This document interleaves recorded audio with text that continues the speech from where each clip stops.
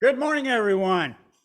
This is your Fellowship of Spirit Zoom meeting for what's today, the 7th of August, the first Sunday in August. And we're glad that you're here with us today. And I hope that you enjoy our presentation and get something out of it that will enrich and add to your life of abundance. So today we're going to have Freddie B is going to be doing our music. I'm going to be doing the spiritual reading. Mark Wolf will be giving our talk all the way from rain-drenched Kentucky.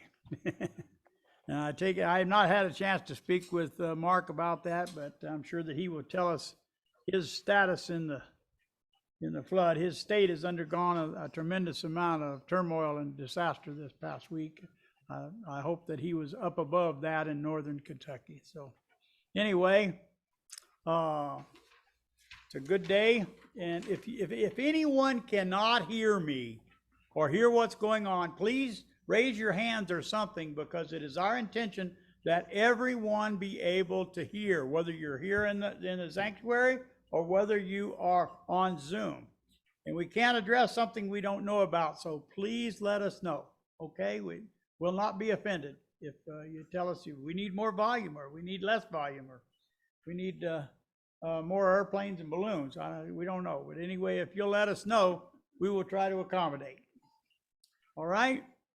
Oh, I don't have a program. There's one.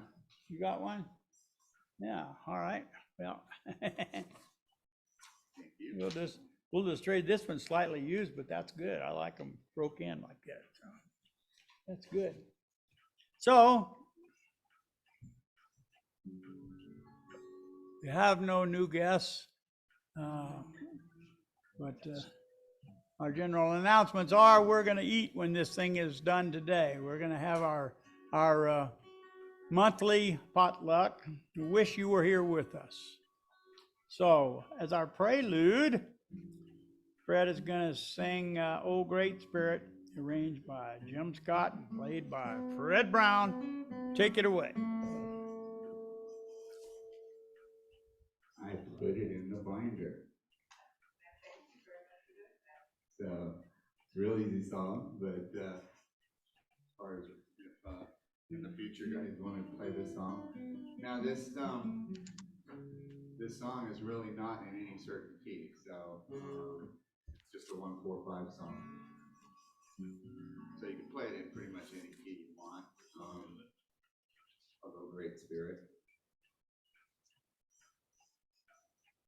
I tend to put it, as long as I say you do it in minor. Then everything's okay.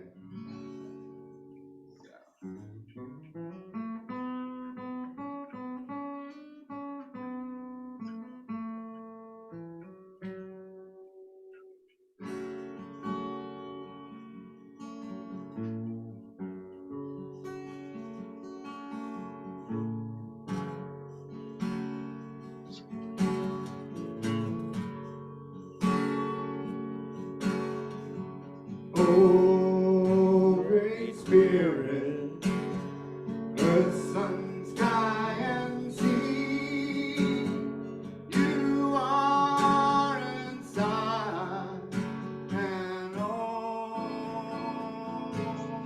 around me.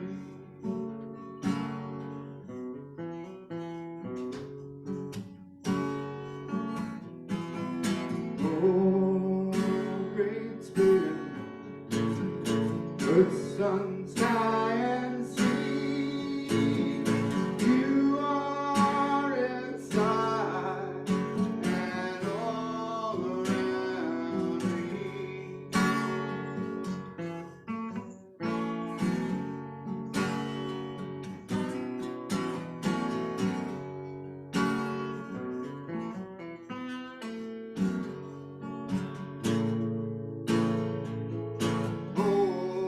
Oh,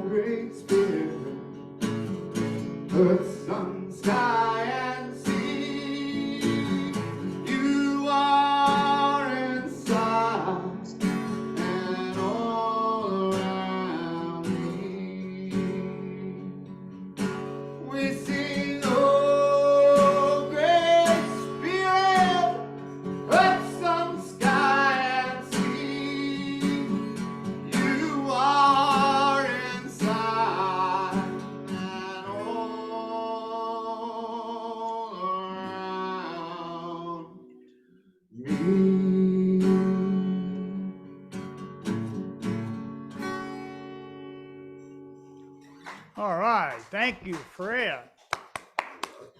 One of my favorite songs. I really like that song.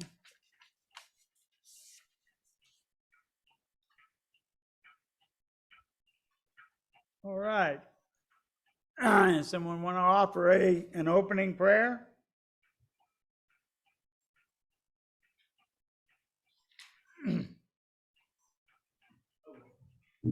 Okay, come on over. I'm gonna pull up that chair if you'd like.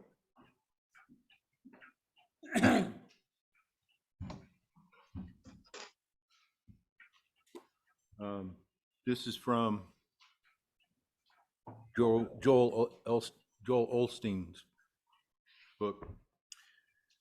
I declare that I will use my words to bless people. I will speak favor and victory over my family, friends, and loved ones. I will help call out their seeds of greatness by telling them, I am proud of you. I love you. You are amazing. You are talented. You are beautiful. You will do great things in life. This is my declaration to my family. Thank you, Bill. We're gonna do something a little bit, excuse me. I had a frog in my throat, jumped out hopefully. Anyway, we're gonna try to do something a little different today. Quite a bit of effort has been made here recently to adorn our sanctuary here with new stained glass, and we have rearranged our pictures on the walls, and we've had some additions of some works of art by Mike Rose. And what we plan to do is we're going to start on one on the southwest corner of the sanctuary, and Steve is going to go all the way around while Fred is playing and show you what the sanctuary is, how it's decorated today. So you'll get an idea, even if you're far away, you'll be able to see how we're expressing ourselves in an art way. Wherever Fred. Hey, Ron, Yes. Steve is not on Zoom.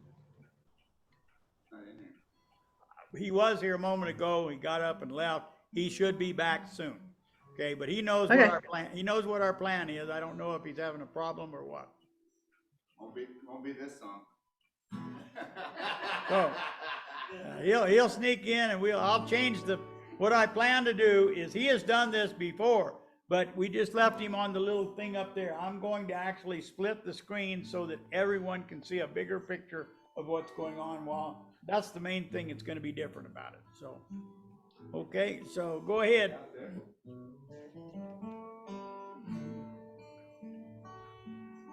Go ahead, Fred.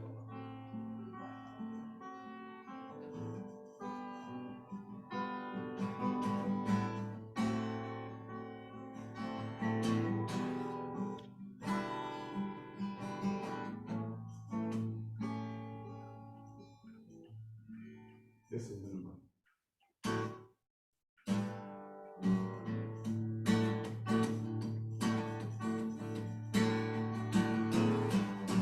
Worried about tomorrow, today I declare freedom from yesterday's mistakes of the past. Today all things are made brand new. Don't it feel good to know that all is well and holding as it should? All is well, all is well. My spirit is protecting me right now. I said all is well, all is well. All is well and holding as it should.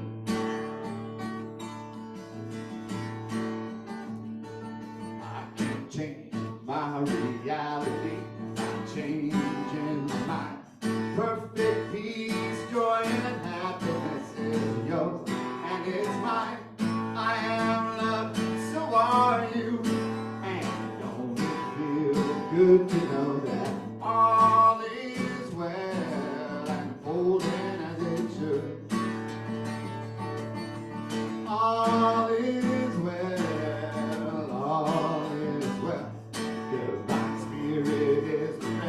directing me right now.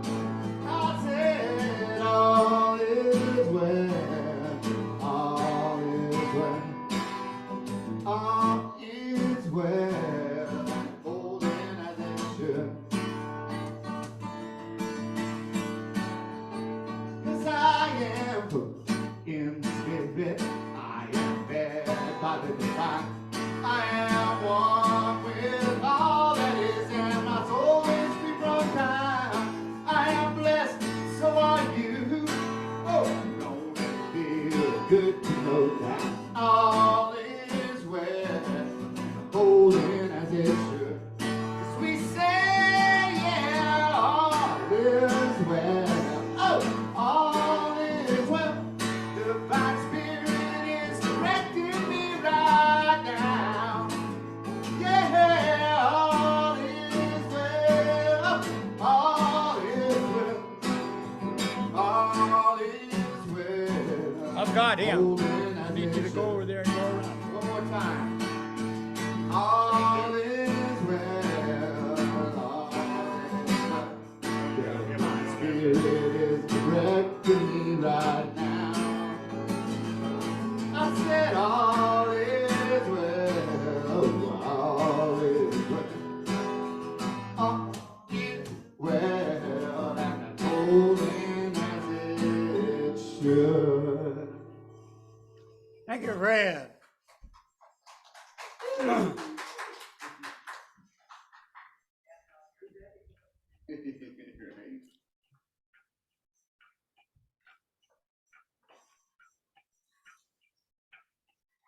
Okay, we're going to do our reflection moment. If you will follow after me. Love produces a flow of energy that I now feel.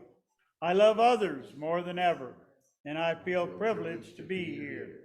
Love flows from one person to another as we create an atmosphere of holiness. And so it is. All right. So, okay, now we got the spiritual reading, which is me, and I just opened up the book and let God pick a phrase that I'm going to start reading. Let me start over here. It says, you cannot experience what you don't know. And you don't know you are in heaven right now because you have not experienced it. You see, for you, it is a vicious circle. You have not found a way yet to experience what you do not know, and you do not know what you have not experienced. What enlightenment asks you to do is to know something you have not experienced, and thus experience it. Knowing opens the door to experience, and you imagine it as the other way around. Actually, you know a great deal more than you have experienced. You simply don't know that you know. You know that there is God, for instance, but you may not know that you know that. So you keep waiting around for the experience, and all the while you keep asking it. All the while you keep having it. Yet you are having it without knowing, which is like not having it at all. Boy, that's going around in circles. Yes, yes, we are. And instead of going around in circles, perhaps we should be the circle itself. This doesn't have to be a vicious circle. It can be a sublime one. Is renunciation a part of the truly spiritual life? Yes, because ultimately all spirit renounces what is not real. And nothing in life you lead is real, save your relationship with me. Yet renunciation in the classic sense of self-denial is not required. A true master does not give up something. A true master simply sets it aside, as he would do with anything for which he no longer has any use. There are those who say you must overcome your desires. I say you must simply change them. The first practice feels like a rigorous discipline. The second, a joyful exercise. There are those who say that to know God, you must overcome all earthly passions. Yet to understand and accept them is enough. What you resist persists. What you look at disappears. Those who seek so earnestly to overcome all earthly passions often work at it so hard that it might be said that this has become their passion. They have a passion for God, a passion to know Him, but passion is passion, and to trade one for the other does not eliminate it. Therefore, judge not that about which you feel passionate. Simply notice it, then see if it serves you, given who and what you wish to be. Right on.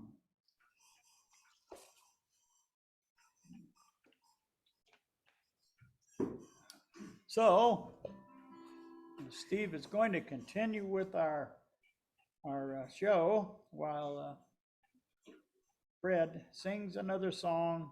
Oh, what a beautiful morning.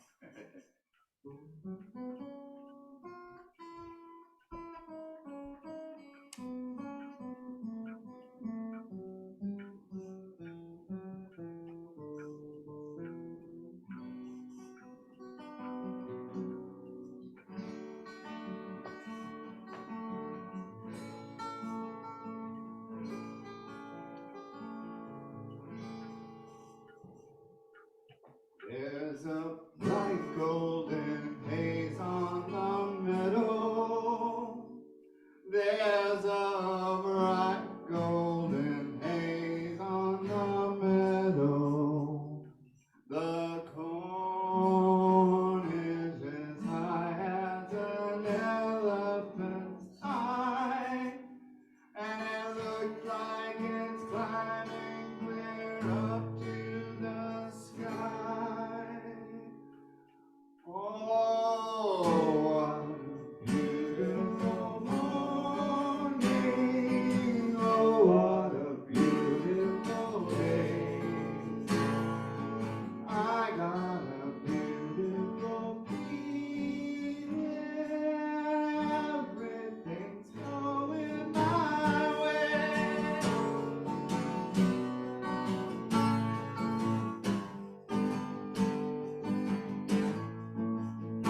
All the cattle are standing like statues.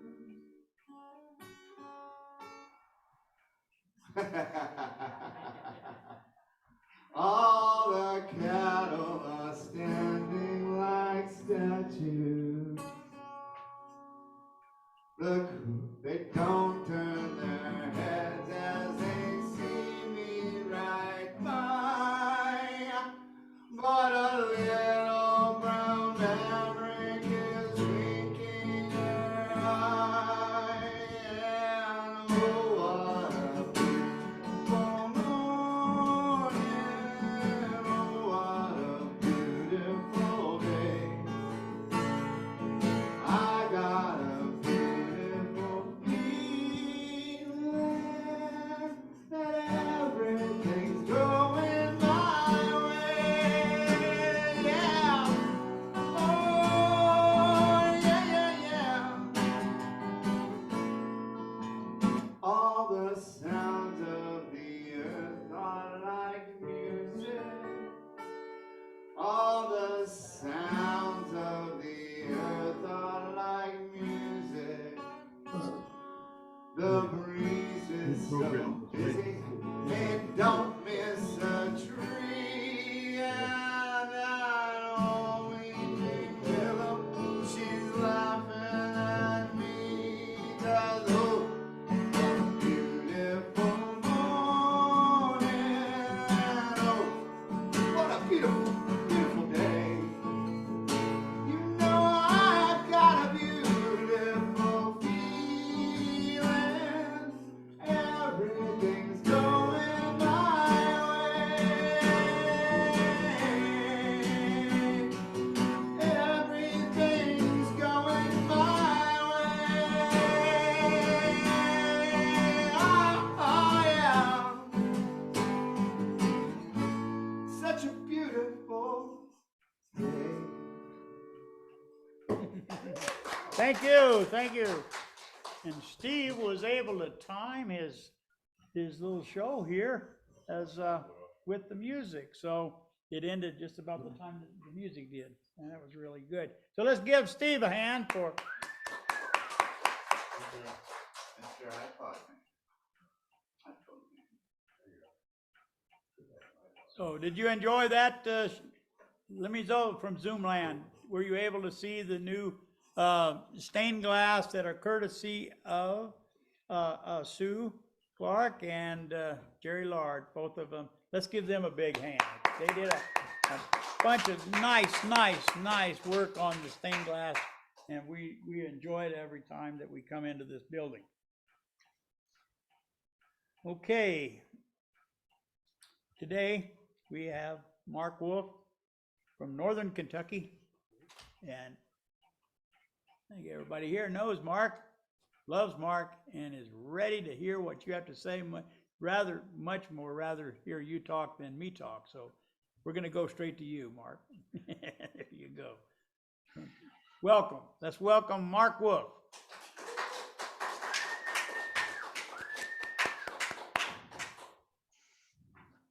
Thank you. Good morning, everybody. I'm always happy to be here with you on a beautiful Sunday morning, and thank you for asking me to be with your speaker today. We've had a lot of rain and thunderstorms in the last few days, but we're up here pretty high and dry. The tomato plants are going crazy, and anytime that we're together is a beautiful morning. I got stuff going on up here too. I just have to share this with you. My daughter and her mom have tickets to see Hamilton on Broadway, and they're going to be going to New York City for a short visit in a few days. So we're excited about that. And my son is looking at aviation school in order to become a commercial pilot. So, I'm just sitting back and in awe of this whole process. But anyway, I want to talk with you this morning about a topic. It's kind of sciencey, but I hope you'll find it interesting. I want to talk to you this morning about seeing beyond the James Webb Telescope. It's so goddamn. Now, you know that the James Webb Telescope has been in the news a lot lately. Getting this off, I just want to see what the. Yeah, I'm gonna mute everybody, and then you'll need to come back on.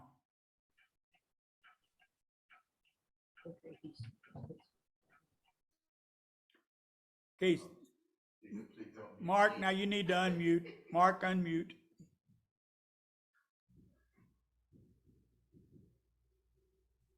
Now, go. Okay, all right, technology. So anyway, we're going to talk about the James Webb Steve, Telescope. did you just unmute? No? Okay. So we're going to talk about the James Webb Telescope and how to see beyond that. To get us up to speed, the James Webb Telescope, which has been in the news so much this last month, it's a next generation space-based telescope, and it's already sending back pictures that are enormously better and clearer than the images that we received from the Hubble Space Telescope that we were so excited about back in the day. And it is a subject near and dear to my heart. As I've said many times before, I have the stars in my heart and space in my head. It's truth. It's the truth. And so the James Webb Telescope, like the Hubble Space Telescope before it, is something that's very exciting to me. A few facts to get us going. The James Webb Telescope was launched last Christmas Day, and it orbits over 930,000 miles from Earth. It has a mirror to collect light. That mirror is 21 feet in diameter, divided into 18 sections, made of beryllium and coated with gold. And the telescope really is, in every way, a triumph of human engineering. And over its 10-year mission, the James Webb Telescope is going to see the universe in infrared light. And the exciting thing about that is that it gives the telescope the ability to see through the clouds of dust and microscopic graphite that we've never been able to see through before. And even when the first pictures came back from the telescope about a month ago, even I was able to see a level of structure in the early universe that the cosmologists said should not be there. And so we began rewriting the textbooks even then. Now, the cosmologists, the scientists who study the large scale structure of the universe, okay, tell us that the physical universe began 13,770,000,000 years ago in an event called the Big Bang. And in the Big Bang event, an infinite amount of energy was compressed into an infinitely small point, and then it exploded and time and space burst into being. And this extraordinary burst of light began to cool. Then the energy began to coalesce into subatomic particles, eventually forming vast clouds of hydrogen gas. And from that hydrogen gas, the first stars ignited. Now, here's the thing. Many traditional churches this morning refuse to have anything to do with this Big Bang. And yet, you and I are just getting started on our voyage this morning. See, with the James Webb Telescope, we will probably be able to see those first stars that formed after the Big Bang. So, how can we see beyond the James Webb Telescope? If we could see beyond the James Webb Telescope, could we know what happened before the Big Bang? Well, the answer is yes. We can know, we cannot see it, but we can know what happened before the Big Bang, and that's where you and I are headed right now. So grab a scrap of paper and a pencil and jot down some notes to look at later today. So in order to see beyond the gaze of the James Webb Telescope and its gold-plated mirrors, we have to look at the Kabbalistic teaching of a remarkable young man named Isaac Luria. Okay, Isaac Luria was born in Jerusalem in 1534, and he died in the town of Safed in 1572 at the very young age of 37. Growing up in the care of his uncle in Egypt, Isaac began studying the mystical teachings of Judaism as a very small boy. Kabbalah, as we know, is the name of the mystical teachings of Judaism. And Isaac Luria, in his very short lifetime on earth, became one of history's most influential teachers of the Kabbalah. It is Lurianic Kabbalah that I studied. So we go back before the Big Bang. We go back before space and time. And when we go back before the Big Bang, all there was God. No beginning, just God. Everywhere was God. Everywhen was God. Only God. No tomorrow, no yesterday, no here, no there. Nothing other than God. And God is all there was. Then, as now, God was love. Then, as now, God was a perfect desire to share and give. And what we could try to imagine as 1,000,000,000 centuries and maybe even longer, it was just God. And God said, wow, this is dull. Just me. Nobody to talk to. Nobody to go out with on a Saturday night. But I haven't created Saturday night yet anyway, so I guess it's okay. And God was lonely. I think that that's the best way that we can understand it and relate to it. As you think about it, you're all there is. There's nothing but you and your love. And you want to, all you want to do is to give and share and bless, and you cannot. And that's loneliness. And Isaac Luria taught us that God was lonely. And so after perhaps 1,000,000,000 centuries and even longer, God said, I know. I have an idea. I'll take a part of me. I'll take a part of my own essence, and I'll create someone to share with. I'll create someone to receive my love. Well, what a divine idea that is. And so, like a single cell dividing, God created a perfect spiritual partner. Someone to love, someone to bless, someone to share with, someone to give love infinitely to. Now, in the Bible, this is talked about, but it's talked about with different metaphors depending on who's writing it. And so this is my sister, said Abraham. This is my lover, said Solomon. This is my fiance. This is my wife. Now, what is the identity of this perfect spiritual being? Okay, it's reveal time. What is the identity of this lover or fiance of God, this perfect partner of God? According to Isaac Luria, this perfect partner of God was you and me. Okay, that's right. You and I were there, but we were all one undivided being.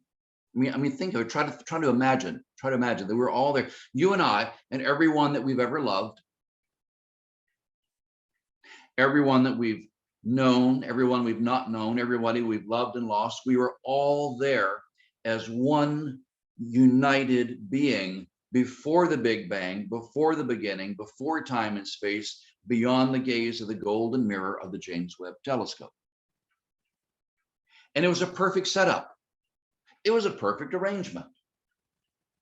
God gave love infinitely. We received love infinitely. It was a match made in heaven. Until one day, so to speak. It was a perfect relationship until one day it wasn't. One day the honeymoon ended.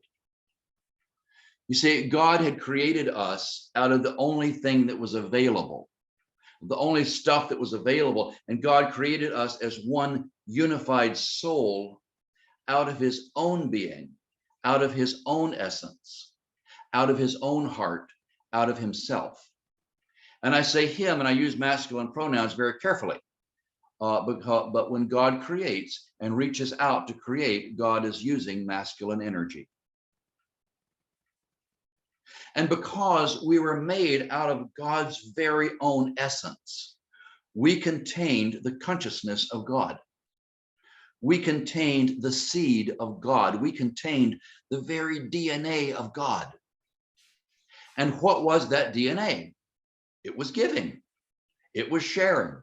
It was love. It was creating. But all we were doing was receiving God's love. And one day we said, hey, God, we need to talk. And God said, uh-oh, what have I done? And we said, no, it's not you, it's me. Said, all you do is give. Well, we want to give too. All you do is just share, century after century, just sharing, constantly sharing. For the first trillion centuries, it was great. But now we want to share. We want to create our own happiness and not just receive it all the time.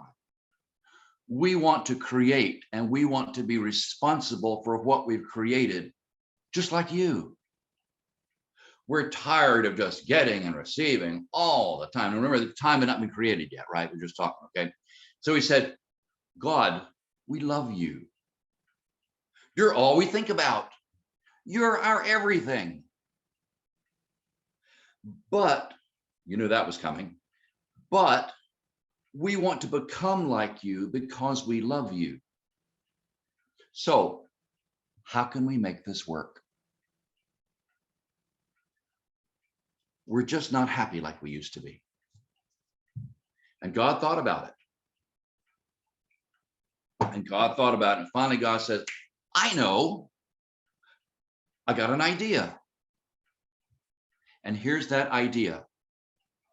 According to Isaac Luria, God said, I'll take an infinite amount of my own energy and I'll squish it real small, smaller and smaller. And I'll make that infinite energy smaller and smaller and smaller. And then I'll stand back and let that infinite energy explode and bounce back.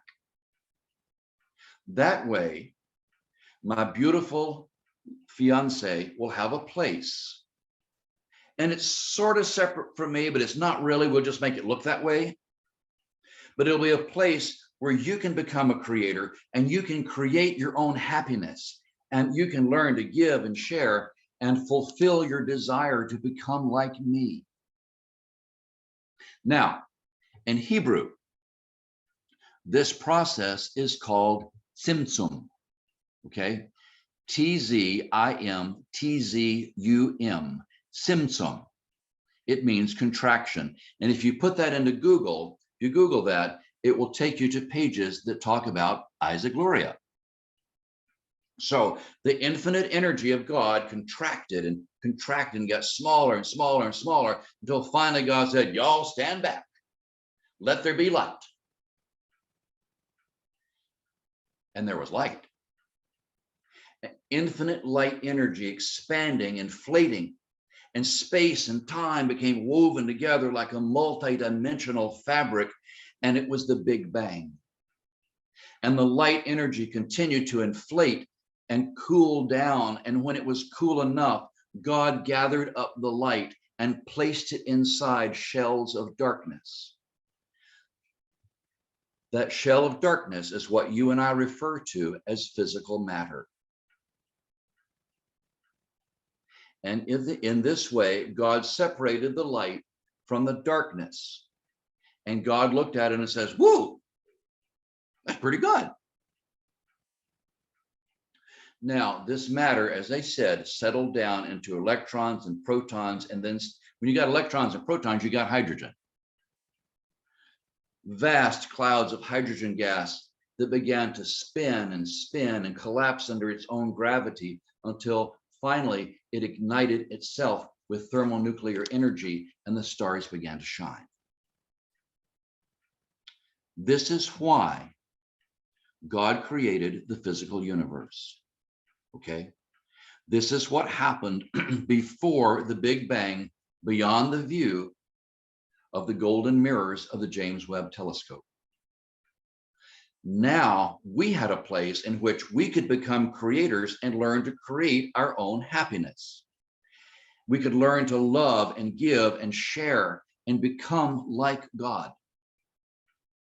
And God gave us a wonderful parting gift.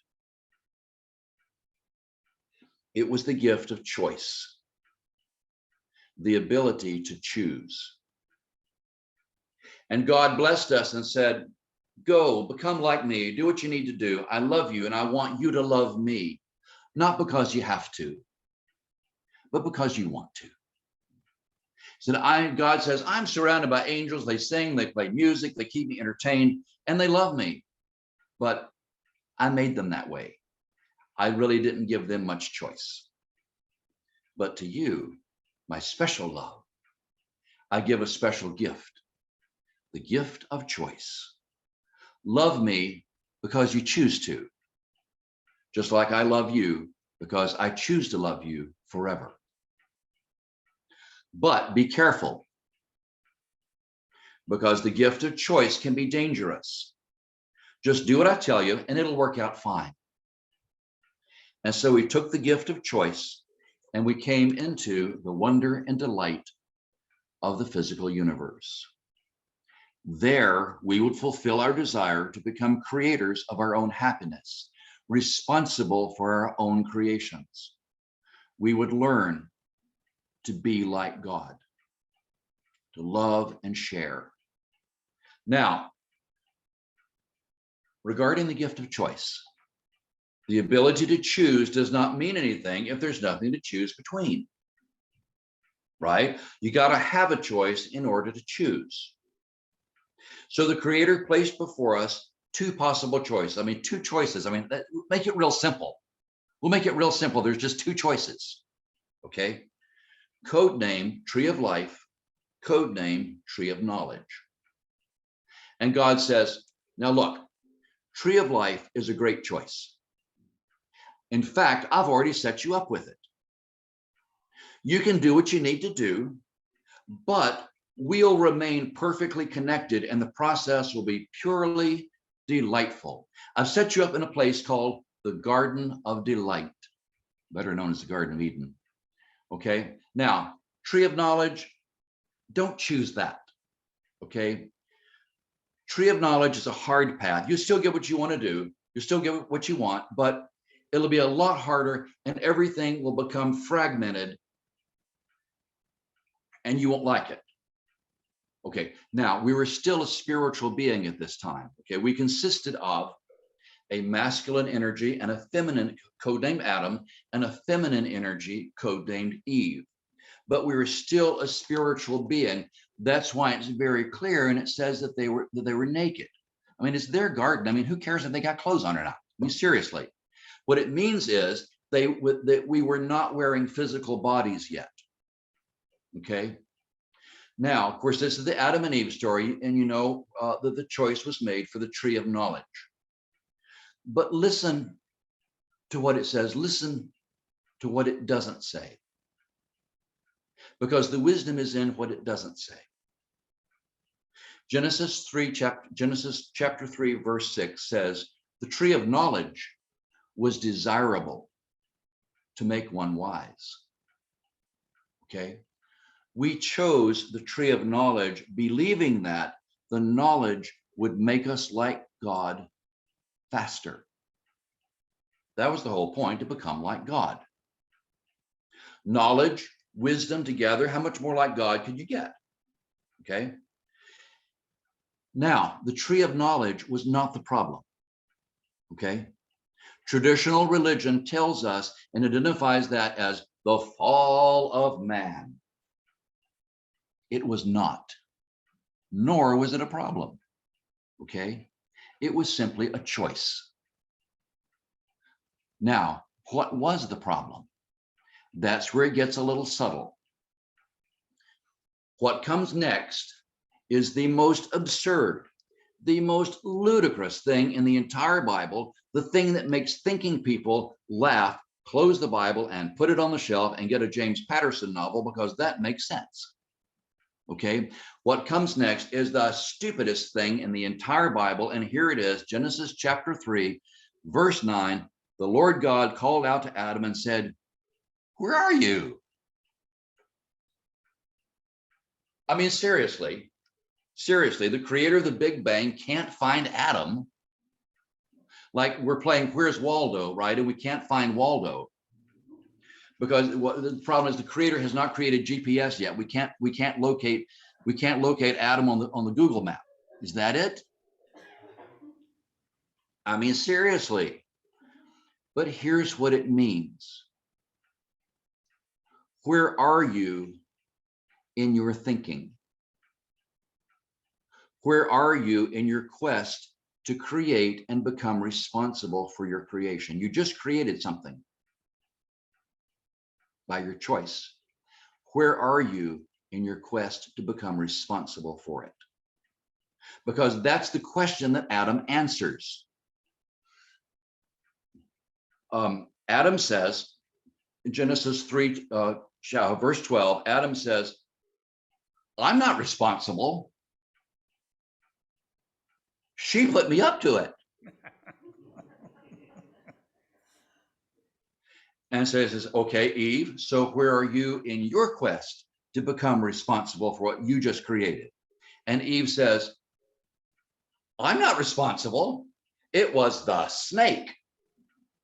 The snake put me up to it." See, nobody wanted to be responsible. They wanted to create, but they did not want to be responsible for what they had just created. That was the problem. Otherwise, it was just a choice that could have been fixed. The problem, again, was that nobody would take responsibility for what they just created. Actually, what we created, because we were all there together. And so in that moment, we embarked upon the path of the tree of knowledge.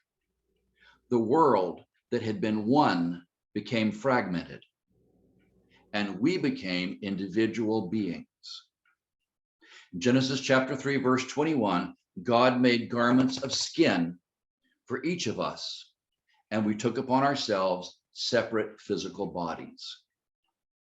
And curiosity, which is the thirst for new knowledge, became hardwired into us, so that in time we would build golden mirrors and call it the James Webb telescope. Now, we have just seen beyond the space telescope.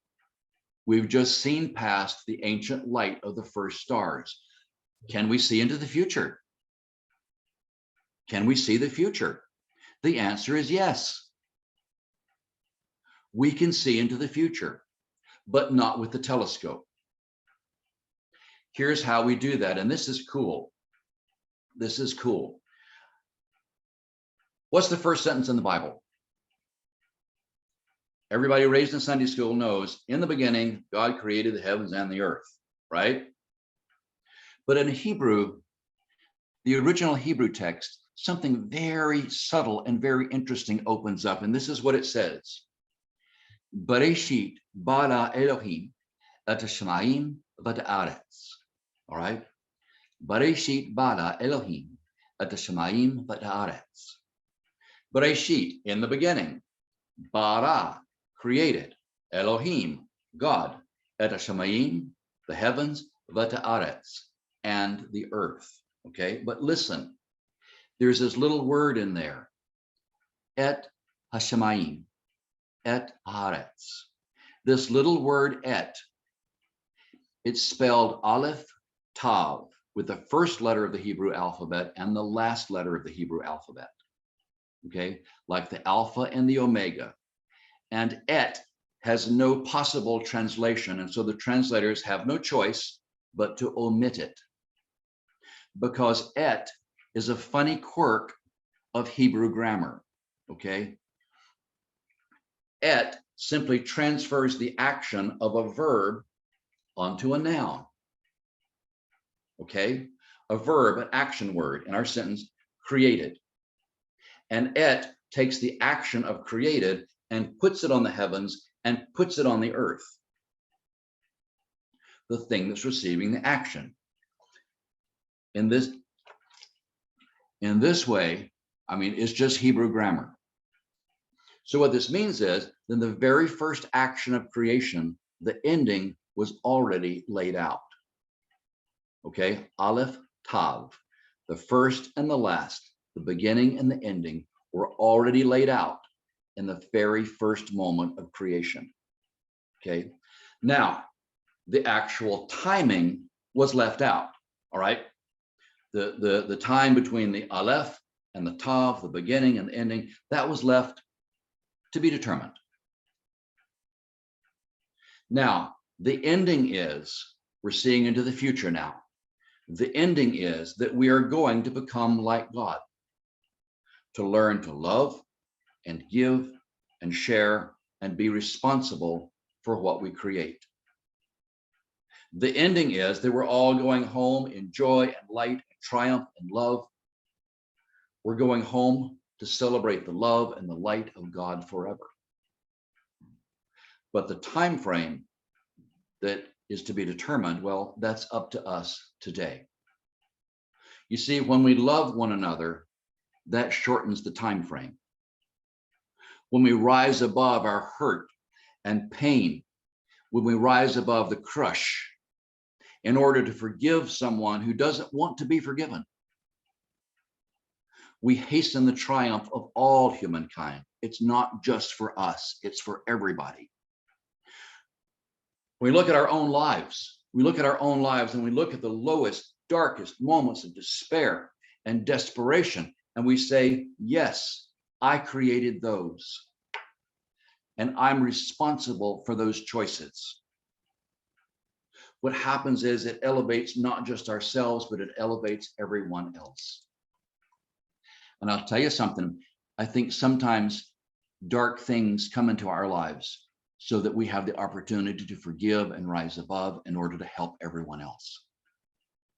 See, to love, to give, to share is to become like God and to fulfill our reason for being here. To recognize all that we've created, the good and the bad and the light and the dark, and we say, I have created this, all of this, and I am responsible for what I have created. That is the path of enlightenment, and that is the path that heals all of humankind. Now, this morning, we've taken a long and grand voyage together. With the help of Isaac Luria, we've been able to go back before the beginning, back before the Big Bang, before time, before space, and look into the mind and heart and intent of the Creator. We've been able to see the purpose for creation. It was created for love. It was created out of love. A whole lot of love squished down into light. And we have been able to see the reason for our being here.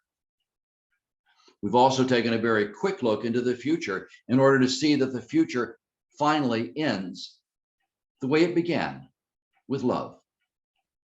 And we have seen the way forward in the present, which is to love one another and to forgive. And that, dear friends, is what it means to see beyond the James Webb telescope this morning.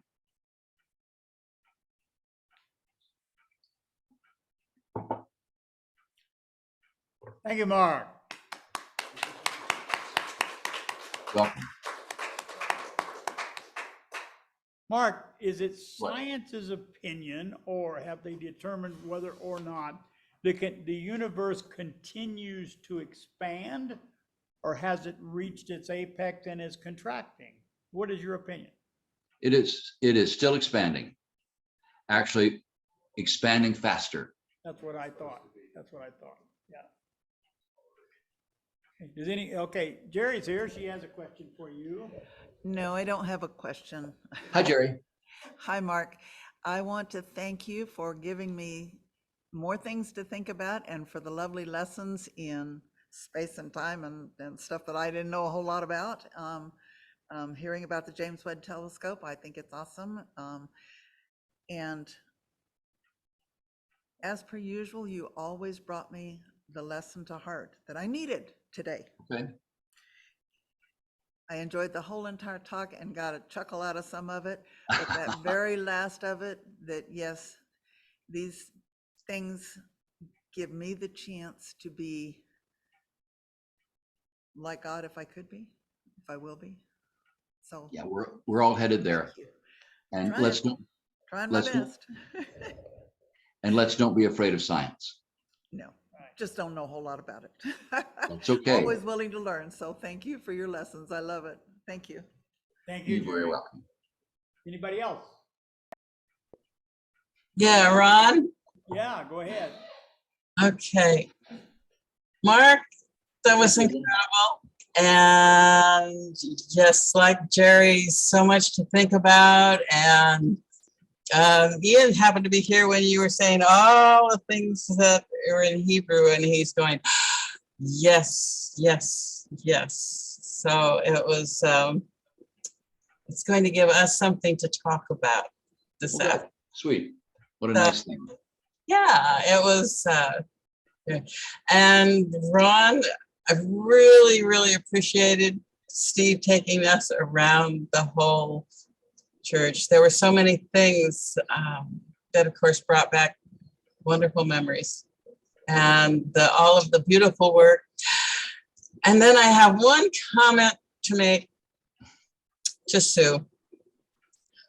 Thank you for having your arm around Bill. I appreciated that too.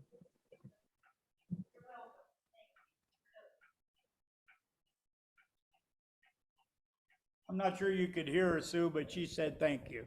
Sue did. Anyone else?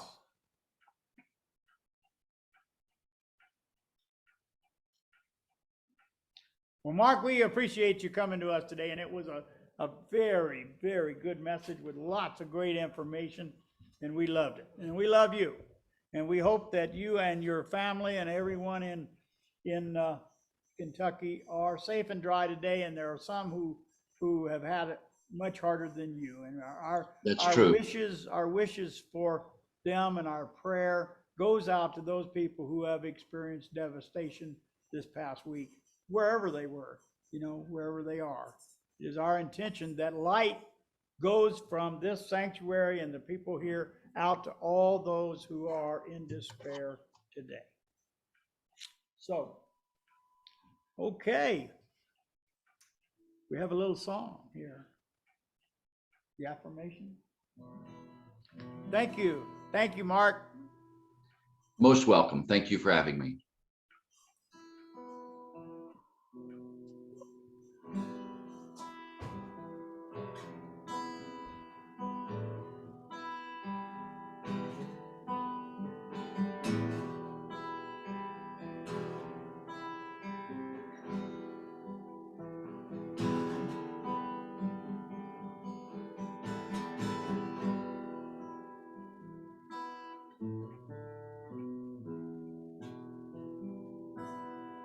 You are beautiful.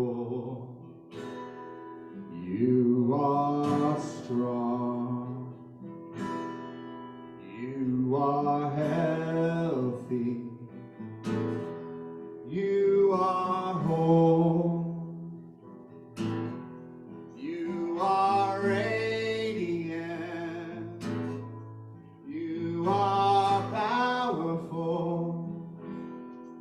You are now coming in to your own. I am beautiful. I am strong. I am healthy. I am whole. I am radiant. I am powerful. I am now coming in to my own. We are beautiful. We are strong. We are healthy. We are whole. We are radiant. We are powerful. We are now coming in to our own. You are beautiful. You are strong. You are healthy. You are whole. You are radiant. You are powerful. You are now coming in to your own. You are now coming in to your own. All right. Thank you, Fred. Wow. What a day. What a message. It never happens today, but by tomorrow, this whole presentation will be available to you on YouTube. And you will have the YouTube link sent to you in your email. We had a lot of information today that maybe needs some more processing. Maybe you need to hear it again, or some things might, for me, I don't grasp things immediately. I need to hear them probably over more than once. And so if you find yourself to be in that category, you might get on YouTube, go to Fellowship of Spirits page, and replay this whole, at least Mark's, you can choose in there. You don't have to listen to everything. You just move the little indicator to where you want to have it, and listen to Mark's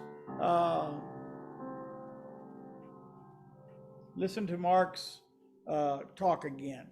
And maybe for me, that's what it takes sometimes for me to understand and grasp the full meaning of a speech. So now we are going to have our celebration of abundance. And so we will put over, here goes Steve, over our hearts that which we intend to give. And repeat after me. Divine love flowing through me blesses and multiplies all that I have, all that I give, and all that I receive through infinity. I am prosperous.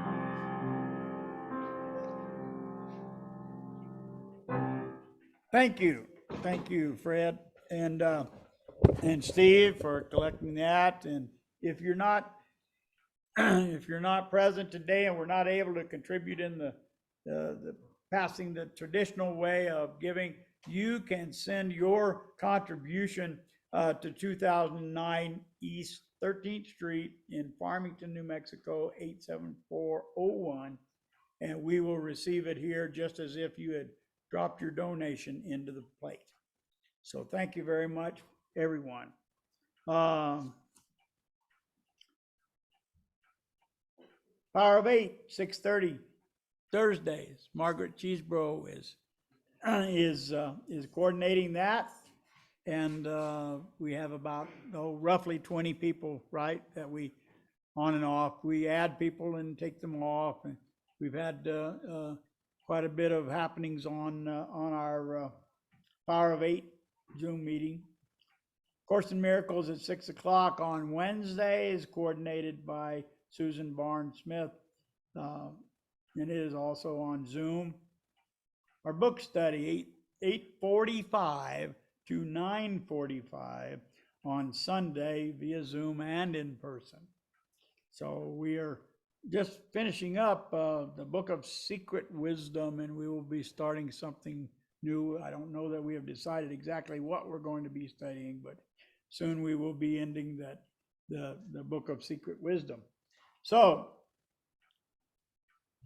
our work and our influence and our learning continues on. It is not just for 1 hour on Sunday morning. We have much more going on all during the week, and you are invited to come and participate with us. So today we're going to have our potluck, and we wish that all you people who are on Zoom today could be here with us to share in this meal. We will be thinking of you even if you're not here. So anyway, so thank you very much for being with us today. Are there any announcements from the congregation?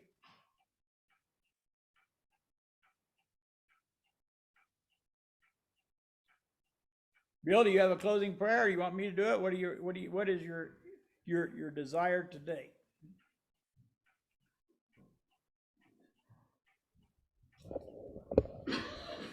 As with Ron, I just grabbed these book off the shelf, I declare.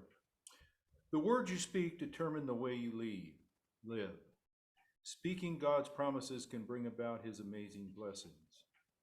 I declare everything that doesn't line up with God's vision for my life is subject to change.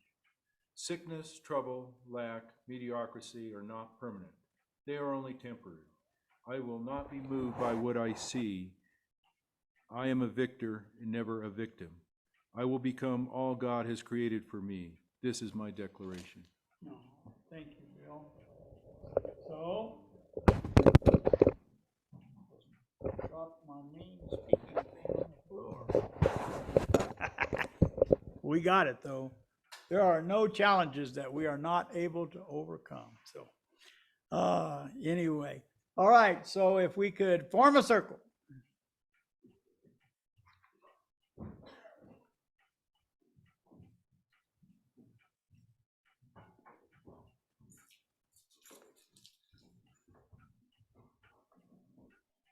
This is us forming a circle. This is us forming a circle.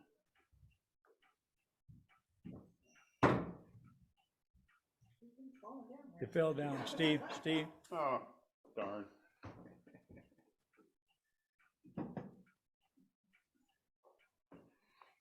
All right. Here we go. 1, 2, 3. God bless America, land that I love. Stand beside her and guide her through the night with the light from above. From the mountains to the prairies, to the oceans wide with foam.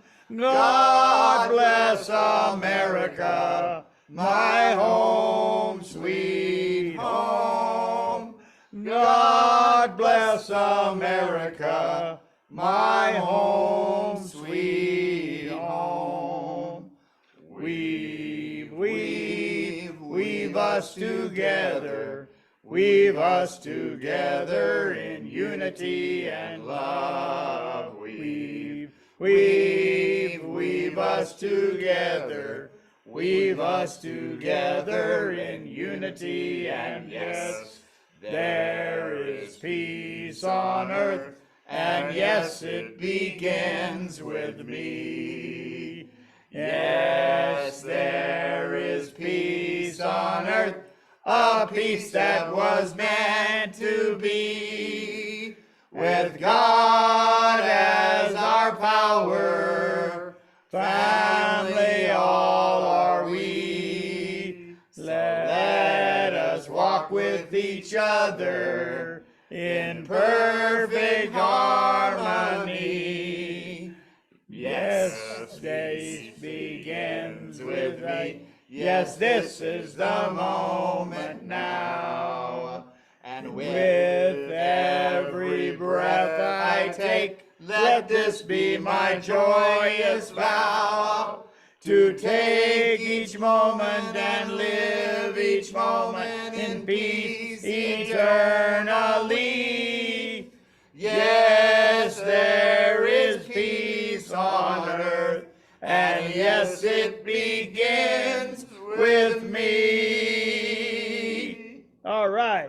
May God bless you and keep you until we meet again. So it is. Thank you, Mark. Thank you. Enjoy that potluck. I wish I was there. I wish you were too. Did you say something about you maybe wanting to seek some adventure in Phoenix? I think. Good to see you. Thank you, hon.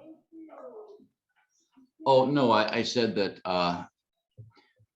my son is considered an aviation school near Phoenix. Oh, your son was. Okay. I missed out on part of it. I wanted to get it straightened out before I started making a rumor out of it. How's everything going for you? You all right? Yeah, I'm fine. Good, good. Well, that's good. Not much has changed here. We're just still, plodding along to the best we can, and it's all good. We're not letting the adversities get to us. We're trying to embrace them with joy, and that's the only way that I know how to do stuff. Well, that's the only way to do it. So, anyway, is there you have any plans at all to do anything different than you are doing now, or aspirations, or? Ideas percolating, but nothing's firm yet. Okay, well, that's good. That's good. So, well, we'll see you soon again, and you take care of yourself. We'll see you later, okay? Okay, that works for Thank me. you, Mark. Love you, guy.